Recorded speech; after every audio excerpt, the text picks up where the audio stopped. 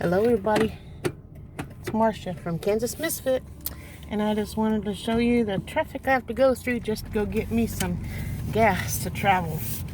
So here I go. Look at all the traffic on the side of the road.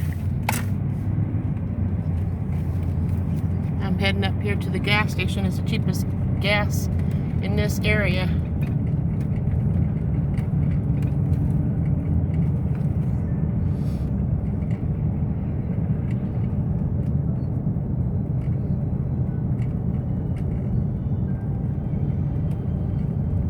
It's gonna be a short video, but yeah, I'm traveling and I had to wait for this side of the road that I'm on to clear so I can even drive.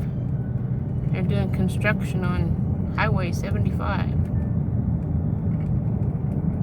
This is Sac and Fox Indian Reservation gas station and casino, which I'd like to go to this casino on my birthday in September, but we'll see what happens. Anyway, this is a short video, and hope you enjoy it. I'm gonna stop in here and get my gas. $3.59. What's the gas price where you're at? Comment below. Have a wonderful day. Ta-ta.